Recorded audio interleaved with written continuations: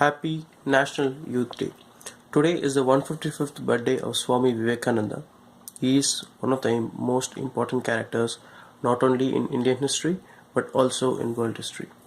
And I would like to actually explain to all of you here about something which is not much read, his speech in the World Parliament of Religions in 1893. Sisters and Brothers of America, it fills my heart with joy unspeakable to rise in response to the warm and cordial welcome which you have given us. I thank you in the name of most ancient order of monks in the world. I thank you in the name of the mother of all religions, and I thank you in the name of millions and millions of Hindu people of all sects and classes. The basic premise what happens in the World Parliament of Religions is that various religious gurus or heads come and attend the meeting, and they try to provide a perspective about why their path is the best. And Swami Vivekananda starts his speech as Sisters and Brothers of America, signifying his idea of universal brotherhood. It fills my heart with joy. He actually thanks them for the warm and cordial response given to him by them. He thanks them in the order of monks, and he thanks in the mother of all religions, which is Hinduism, or in by originality you call it Sanatana Dharma. And I thank you in the name of millions and millions of Hindu people of all classes and sects. Because he says this, because there is a lot of skepticism that Hinduism only existed for 200 years, and it was a British given name, and etc. etc. But what here Swami Vivekananda tries to explain is that Hindu people of all classes and sects, that means Hinduism as a name given by the British, by its very ethos, by very definition, is a commonwealth of various beliefs. There are Shaivites, there are Vaishnavites, there are Yadavs, and there are also many different kinds of Arvas, Nayanmars, and Konkanastas, and they all have their own system of worship, but they are all connected together. This whole subcontinent is connected together by a very fundamental civilizational ethos. My thanks also to some of the speakers on this platform who, referring to the delegates from the Orient, have told you that these men from far off nations may well claim the honor of bearing to different lands the idea of toleration.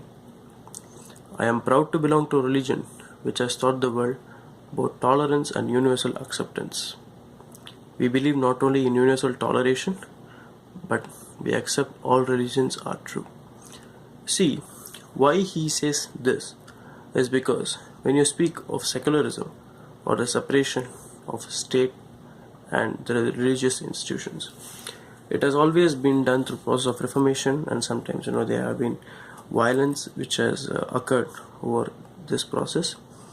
And a lot of the times when there is a Western thought of toleration, like I tolerate you though your views may be wrong, that is different. But accepting someone rather than tolerating him is a better way, because any day toleration can become a way for intolerance.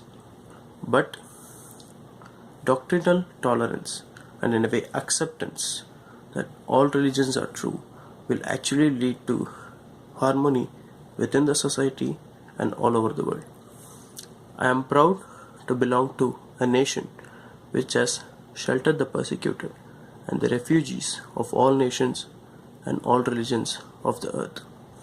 I am proud to tell you that we have gathered in our bosom the purest remnants of the Israelites, who came to southern India and took refuge with us in the very year in which their holy temple was shattered to pieces by Roman tyranny. I am proud to belong to the religion which has sheltered and is still fostering the remnants of the grand Zoroastrian nation. You see, Jews and Parsis, Zoroastrians, are a very interesting case of study for many people in India and outside India, because when the Zoroastrians came, the Jadi Rana of Gujarat he had his doubts, and he just sent a bowl of water and put a stone into it, signifying that our land is already very full and you cannot come in because we are already overpopulated. And the priest of the Zoroastrians, he actually summoned a bowl of milk and added some country sugar into it, signifying we Zoroastrians coming into this nation will make this nation more fruitful and more sweeter, and we will never harm this nation. And they have stood by it. Because, for example, you take the case of Mr. Dadabhai Naroji. He actually told the British that Parsis don't need reservation because the Hindus have taken care of them for generations. And Justice Kapadia, one of the most venerated judges in India, General Manekshaw, who fought the 1971 war, and Mr. Audi Godrej, a very big industrialist in India. So all of these people are Parsis. And when it comes to Jews, the Jews also came to India fearing persecution. And when they went back to form the nation of Israel, what happened is, in 1967, the Israeli consulate released a book in which they had explained that from hundreds of countries where they came to form Israel, they all came maimed, butchered, raped, tortured, and lot of unspeakable horrors. But in only one nation they came with happy faces, and that was India. And you see, there's a very interesting thing here, because during those days, even before the British came, there was nothing called secularism, there was nothing called constitution, there was nothing called like this articles 29, 30 of constitution, like Minority Protection Act. The people of India are inherently secular by nature, and that is why the people were given shelter. And also, if you see, Dr. Swami Vivekananda further says, I will quote to you, brethren, a few lines from a hymn which I remember to have repeated from my earliest boyhood, and which is every day repeated by millions of human beings. As the different streams, having their sources in different places, all mingle their water in the sea, so, O Lord, the different paths which people take through, different tendencies, various though they appear, crooked or straight, all lead to thee. The present convention, which is one of the most august assemblies ever held, is in itself a vindication, a declaration to the world of the wonderful doctrine preached in the Gita. Whosoever comes to me, though whatsoever form, I reach them. All are struggling through paths which in the end lead to me. So why is the people of India inherently secular?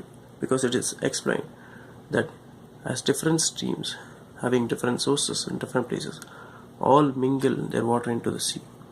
Whatever be your way of worship or your idea of God, if you are faithful to it, you reach God and God alone.